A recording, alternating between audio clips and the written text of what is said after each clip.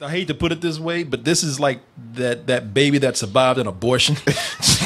And came out and made. That's actually very accurate. This is a mutant of a fucking movie, man. This is a living miscarriage. Yeah.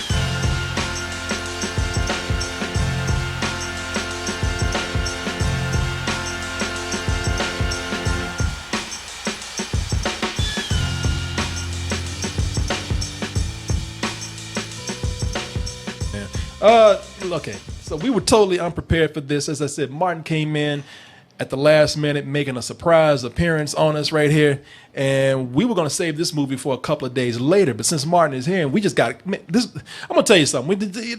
We usually save our opinions for the last part of the review, but this is a movie that was so bad that we all just got wrapped up in it talking about it. Yeah, you can't mention this in passing. It's like, no, we got to talk about this. Yeah, if you say The Snowman, you're going to have to spend about 20 minutes talking about it if you've seen it. Yeah, PTSD. Look, it's a bad movie. It really is. Is it one of the worst movies this year? Sure. I'm not saying. Maybe Martin's playing with y'all, but I'm not saying if it is or not. You said it before you left. Well, let's pretend like we just start over. Take it back. Amnesia. All right, shit. This is on you. In fact, I didn't even say that. I said, I don't know yet. I'm saving it for a later date. Let's go with it. Yeah, exactly. Yeah, you remember that time I said that? Yeah. Now, here's the thing. We are going to play the clip right here, or the trailer, and then we'll come back with our review. Because, listen, a lot of you out there talking about, man, it's got Michael Fassbender in it. It's got J.K. Simmons in it. Charlotte Gainsbourg, who the fuck is that? Chloe Sevigny. Man, he's got all these people. Rebecca Ferguson. Oh my God! Executive producer Martin Scorsese. That is true. And Martin Scorsese, I'm gonna even put it out there for all you hipsters. Martin Scorsese was at one time so into the project, he said, I might direct this. It can't be that bad with all this talent involved. Well, I'll tell you what, let's go ahead and take a look at the trailer, and then we're going to come back with what I promise you to be our very fair review. You could have saved them. No. Gave you all the clues.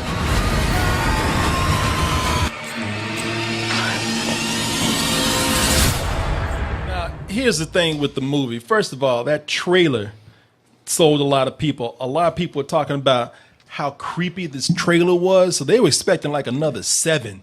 It is. Yeah. Like another 7 of Snowman or Ice and Snow. Jack Frost and Seven come together. Yeah, exactly. And and that's another thing. You're looking at it like, damn, this villain, he's got this serial killer, he's got a cool ass weapon, a wire that snaps people's heads off. And then, he's out there making reverse snowman. Like he's either taking the heads of his victims and he's putting it on snowman bodies, or he's taking people's bodies and putting a snowman head on it. Which is so disrespectful. And, to the snowman of the person.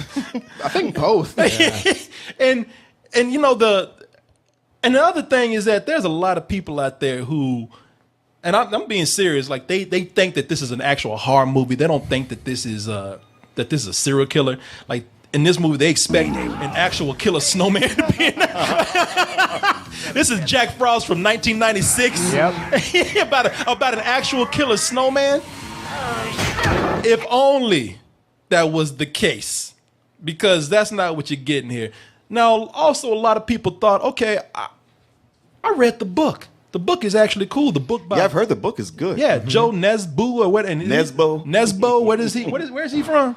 I would imagine Sweden. Sweden or Norway. Yeah, and people are saying that this book is pretty amazing, and they love the book. So they've been looking forward to a film version of this for a while. But something happened with this movie between the adaptation between the book and the film. Mm-hmm. It's almost like in this movie looks like they actually dropped the film and it shattered, and they tried to put that shit back together and they couldn't find all the pieces and put it out of order. Mm-hmm. There is. That's almost what happened. Yeah. Yeah, you were telling me that something happened where they told these people they couldn't film certain parts of this after a certain point, or they couldn't put certain scenes in, which made for a very disjointed final project.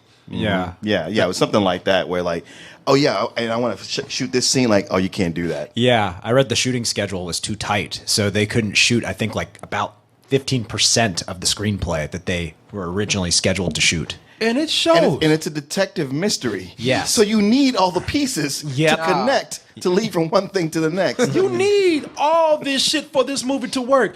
I can't believe half the shit that happens in this movie that they thought would pass. And that goes from the very beginning. Who thought that this sorry-ass 4-year-old sketch of a snowman was scary? That's We were saying it looks like the Leprechaun sketch. yeah. From that story. Who want to see the snowman? Everybody say yeah.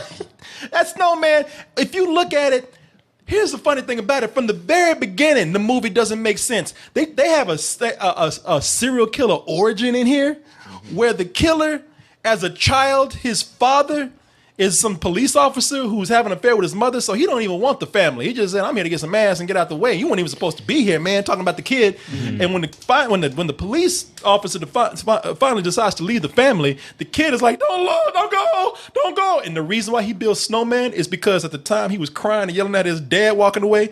He was building a snowman for no reason. The kid is grieving, and the whole time he's crying like he's building a snowman. Daddy, don't go. I'll make a snow version of you. I'll make I a can snowman love. to stare at you with a mean face. Don't go. He's building the whole time. His dad is leaving. It's like, how are you grieving and building this fucking snowman at the same time? And I have to say that that's his thing. Like now, whenever he kills somebody, he has to go outside of that house and build a snowman that's mean mugging somebody. Yep. And the snowman looks like he don't want to be in the movie. That snowman's like, take me with you, brother. Yeah, please. if you're somebody who's kind of like a lame mom like mine was, or a deadbeat dad, then I gotta kill you. Yeah. And what's worse, dying or leaving this lame ass snowman in front of your yard? That snowman, you feel sorry, but like this the snowman's supposed to be intimidating. You just feel sorry for Looks that like he's asking motherfucker. for a hug. Yeah. Please. And he is. He's like, please don't go. Take me with you. I don't know. That snowman, every time they show that snowman's like, I don't know why the fuck I'm here too. Yeah, there's nothing ominous about it, and it's meant to be that. And it's so funny because the serial killer sucks so bad he can't even make one of them 3 scoop snowmans. He has to make 2. Yeah. It's the saddest looking snowman. Yeah, and man. small. well, building snowmen isn't his wheelhouse. It's killing people. Yeah, I feel like if obviously. you call yourself the snowman, Yes. like that should be your wheelhouse. Thank you. I think that that's how the killer gets people. They look at that sorry ass snowman, they come out like, oh, they gotta give him a hug, and that killer's behind him. Gotcha. Yeah. Or just look at it, kill themselves. Like, this is terrible. I'm out. That snowman ain't even got no coal, ain't got no carrot for a nose, ain't got no. That snowman's butt naked, ain't got no scarf or no hat. Took shit to draw his eyes and mouth. Just fuck it. Yeah. That's a mentally challenged ass snowman right there. I don't want to be here either. A typical snowman. I'm sorry. I'm a special snowman. Yeah, special snowman. Snowman should be on an episode of Fat Albert. Fat Albert, your snowman is retarded. What? But from the beginning, they fail to instill fear. Yeah. They fail to instill any kind of threat or tension because I hate to say it doesn't sound like we're making a big deal because that snowman is taken away from anything. You just either feel sad or you laugh at the MO for whatever this killer's trying to do. It's like, man, whatever you're doing, it ain't working. I know, you're kind of making me laugh, putting a snowman's head on a dead body. That's how the killer gets people. That's kind of funny. They kind of casually assign Officer McDrunky to the case. Yeah. Who is Michael Fassbender. Okay. He's an alcoholic who will, on the regular, wake up just outside, asleep somewhere. Yeah. Half Yeah. covered in snow himself. Yeah, on a playground. Yeah, with playground. children. Yeah. That's like an episode of It's Always Sunny. Yeah, that motherfucker's about to catch a case. Yeah. He about to be put on a sex offenders list. Yeah. Because Not Detective Harry Hole. The model of integrity. That's the thing about Fassbender. Now I understand that in Sweden his name is Harry Hallhay or something like that, or Harry Hobag or something. But in the movie they call him Harry Hole, and nobody thought that to stop and say maybe we should change that name. Now imagine finding this dude passed out on a playground with children's play, and they wake his ass up and they're like, "Get up! What's your name, boy? Harry Hole." Okay, get your ass. Get your ass. Get your ass. I'm getting a business card to be a witness. Here's my card. Man, get the fuck out of here. Get in the car. I know the drill. Yeah, Harry Hole is drunk and stinks. You a stinky ass Harry Hole. Now, nobody thought to change that. And it's even funnier because this is the guy that's going around looking at dead bodies. And when you first see him, you think he's one of the dead bodies that they found. Because that motherfucker passes out in the middle of the sidewalk. Bums even have too much respect to pass out where he does. Yeah. And they set it up like you're supposed to feel sorry for him. But you're like, nah, bro. No, not one bit. Fuck you, man. No, he's a piece of shit. Yeah, you're a piece of shit. And here's the other thing. I don't even think this bitch is a real alcoholic. I think he's just because they say they have one part in the movie where he takes a shot. That's it. But he keeps going around the movie. I am an alcoholic. That's why I fucked up. It's like, man, no, you use that as an excuse. You don't ever see him drinking. You don't ever see him in a bad condition. All he does is say, I'm an alcoholic. And he's a deadbeat father. Why even being a father? How hard can it be for you to pick up a guy that's like even your son? Y'all just have a friendship.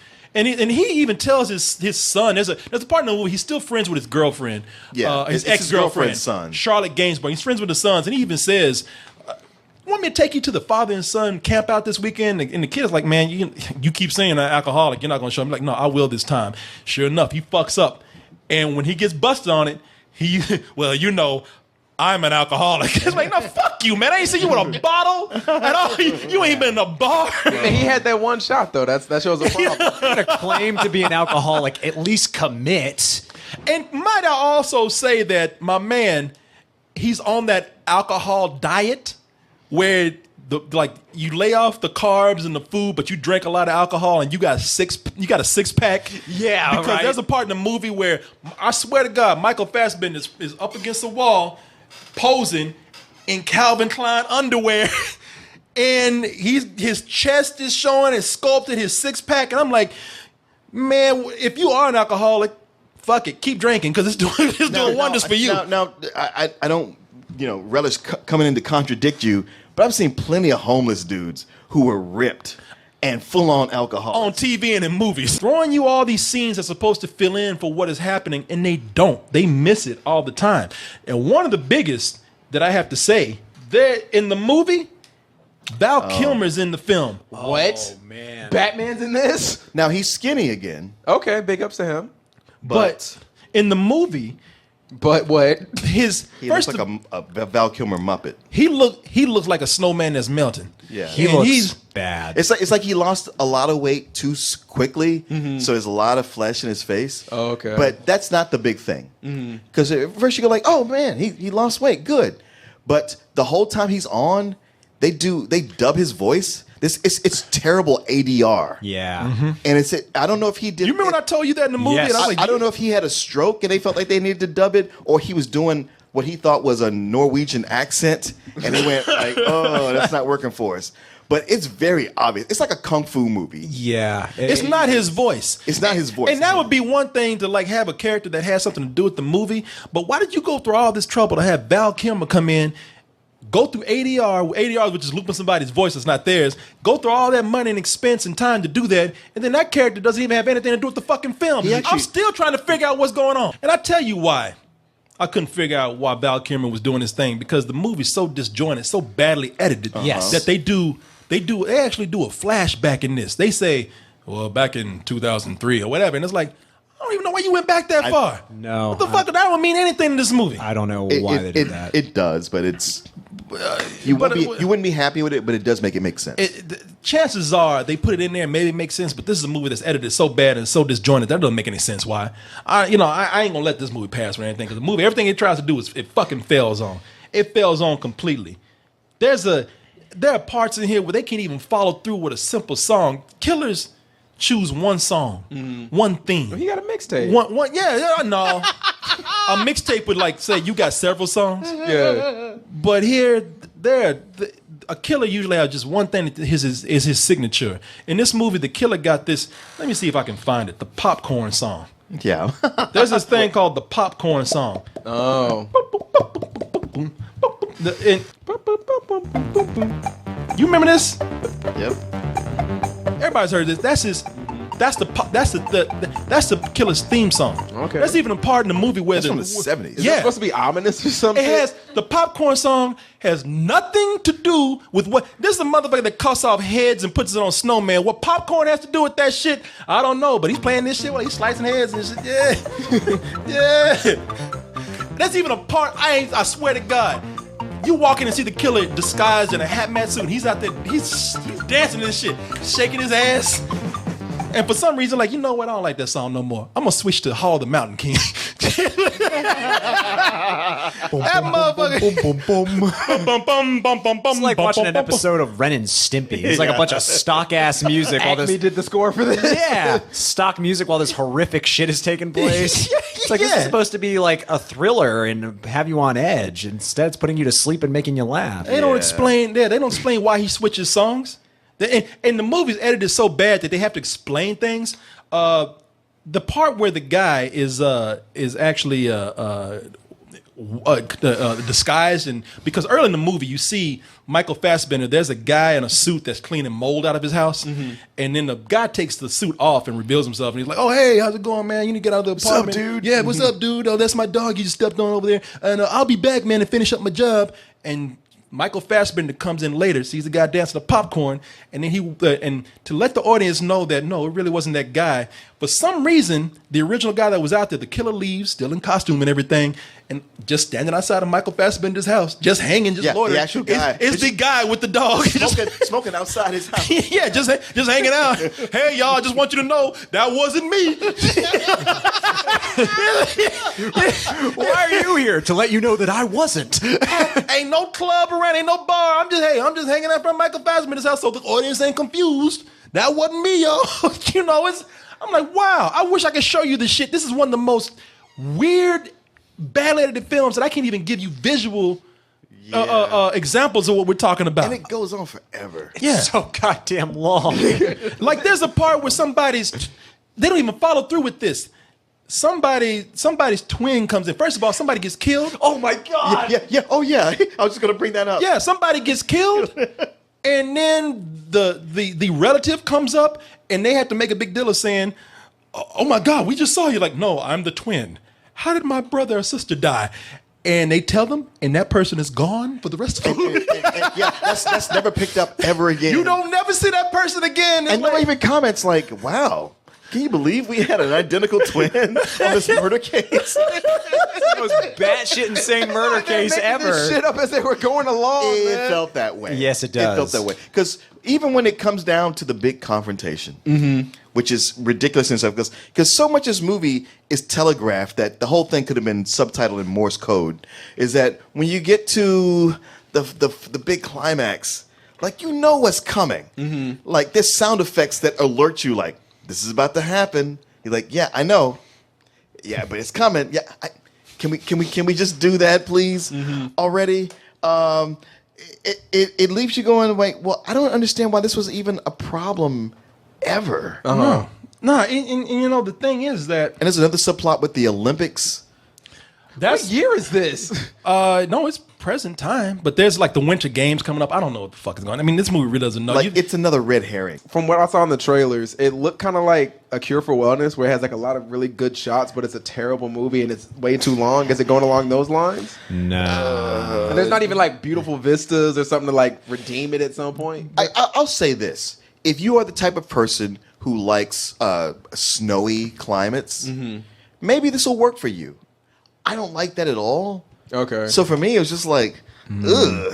This is an anti-travel log. I do like it when a movie takes place in the snow, and there are a few shots here and there that I was like, that's kind of interesting. That looked kind of cool. J.K. Simmons is in this, and J.K. Simmons, a respected actor, somebody who's a great actor, Academy Award winner. Academy Award winning J.K. Simmons, Yeah. and in the movie, I don't know why they cast this guy, but Me either. he's in there to just kind of, he's one of those guys who wants to, our actors and our actresses, just wants to prove that I can do a different accent, or at least I want to try. And not that I want to discourage anybody from doing that, because I do think there's some American actors who can.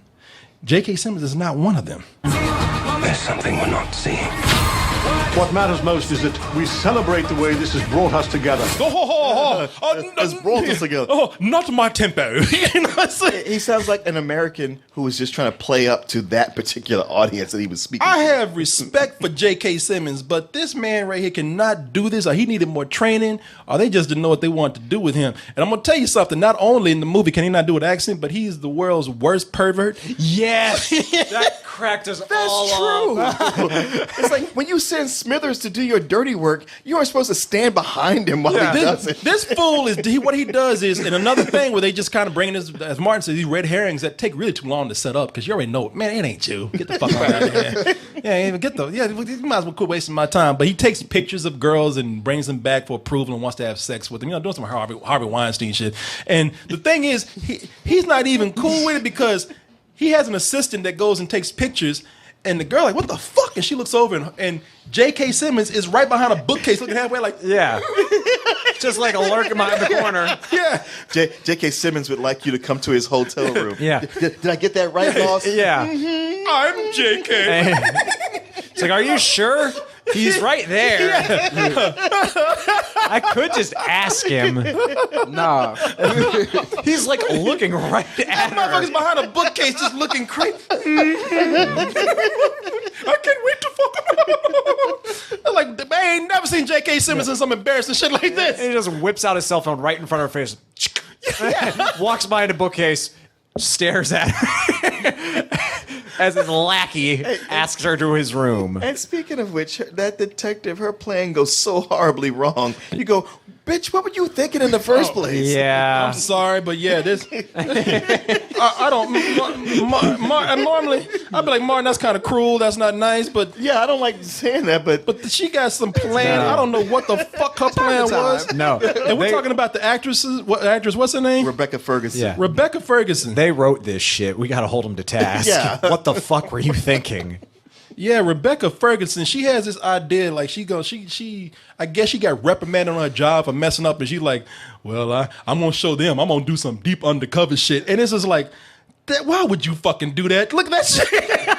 Well, I'm gonna go in and try to fuck the villain and see what that goes. Yeah. Let's see how it goes from here. It's like a Leia trying to bang Darth Vader. That'll solve the problem. How? And then suddenly it's like, oh wait, the most important part of my plan is missing. Yeah. Well, you should have kept on you. If I just lure the villain with my vagina, but that'll solve the case. This can't go wrong at all. I mean, and plus, I didn't tell anybody where I was. Right. I left no clues. You know, boy, they're gonna love this back at the precinct. And I left this big obvious camera right here. Yeah. It's just a big like iPad, just like on the bookcase. You'd be like, With a "What's blinking- with a blinking light? What's that doing there?" Buy some tape to cover it. No. But oh yeah, my thing was with the big confrontation with the villain, our hero breaks it down to him. This is why you do this, and instead of like you go like, yeah, man, you could just got therapy to solve all this. But Yeah. It's like, huh? Yeah, I guess you're right.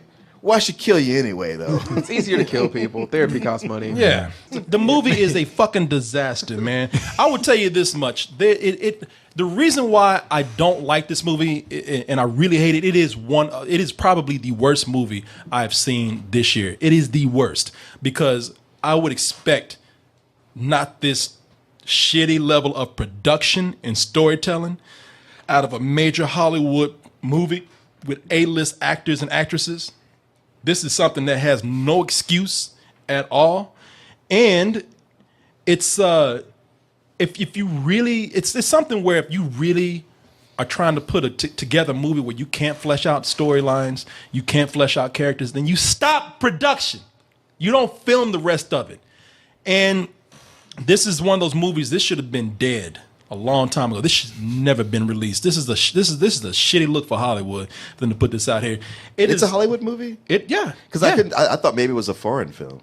No, it's directed by the guy that did Let the Right One In and also Tinker Tailor Soldier Spy. Yeah, and it's not anybody's fault. It's easy to blame the actors. It's easy to blame the director, but that's not the case. It is a studio that for some reason felt like they could salvage this and tried to get back. their money back or tried to put this movie out there and let it ride on the back of name actors out there. Michael Fassbender, I feel bad for this guy. You know, they had so much faith in his star power that they tried to like actually put the whole fate of this movie on him and a couple of other people. And that's a shame, man. And that's his reaction. It's like, you want me to what? Please don't do this. Yeah. Don't release this movie. Yeah, it's a movie that's hurtful to some people. These actors and actresses should never been submitted to this level of shame with this because they didn't know what they were getting into. They filmed their scenes like their job requires them to do. And then the studios decided to put this out here. And I feel bad for them. And as far as the movie goes, it's a good looking film. It's a good looking film with a great look and a great hook. I mean, but anytime you're in snow-covered vistas, you have a pass for some great cinematography. And it's just hard to see a movie that looks this professional be down on this level. And if you like this movie, it's one of those movies where I'm not gonna say I'm not your friend. I'm not gonna say I don't like you, but this is a movie that's so inept. This is a movie that's so badly made on the level of this is they're making mistakes that no film student would make. So if you are a professional critic and you say that this is good, turn in your shit right now. Don't ever talk to me about a movie ever again. I don't even want to hear from you. Do you know what I'm saying? There's no excuse. This is horrible, horrible filmmaking on an amateur level. This is horrible. So this is also a fuck you. This movie should not exist. This should have been buried. It's an incomplete project. It should not be put out there. Fuck this film, man, and fuck the people that put it out there. Anyway, what's up? Anyway, what's up? I didn't like this movie, and it's one of these things where, for me, these kind of film noir things, or at least these type of stories, I love them. I'll listen to old radio dramas. I just love these kind of things, and it hurts to see somebody fuck it up this bad. In its ineptitude, it's kind of hilarious. Matter of fact, it's actually very hilarious in its ineptitude. Oh yeah, it's just so many. Like when you talk about a movie that's so bad you have fun with it, it's that second half of this. Because looking at what it is, and I'm sure from the book, I'm like, yeah, somebody got this originally and thought this could be the next Girl with the Dragon Tattoo, Yep. or Gone Girl, or even the girl on the train. And unfortunately, it's nowhere near that. But it's entertaining in just how bad, well, I guess how wrong it goes. I won't go fuck you, but it is some old bullshit. Yeah. Go ahead. Oh, it ain't that bad. No, this is fucking awful. I almost feel bad for even like sharing my opinion on it, just because that first hour was so rough. I was having trouble staying awake. Like, I don't think I ever fully passed out, but I really was just like, wow, I have no idea what's going on. And then when it gets to that second half, it's like, oh, well, the obvious choice is the actual answer. It's like, okay. And from that point on, it's really a big pile of cliches. This is easily one of the worst things I've seen this year, too. I also give it a fuck you. Because, again, you could see how this could have been good. Oh, yeah. It had, like, the gimmick is, like, we were making fun of it, but I could see that being genuinely unnerving. The cast is great. It's got a good level of talent to it, but this thing is a mess and a half. There's just no excuse for it, man. No, and I think I totally agree with what you said, when there's not really one person you can blame for it. It's not, you can't really be like, that person fucked this shit up. No, it'd be like ordering a dinner, like a nice dinner at a nice restaurant, like a nice steak, and they just bring you out like a raw hunk of meat and you paid like $50 for. It's like, yeah, what the fuck is this? But I'm so glad I saw this. I ain't gonna. This is why I love bad movies, because I can't believe this exists. It is on that level. Yeah, I can't believe you were like here. somebody telling me about it.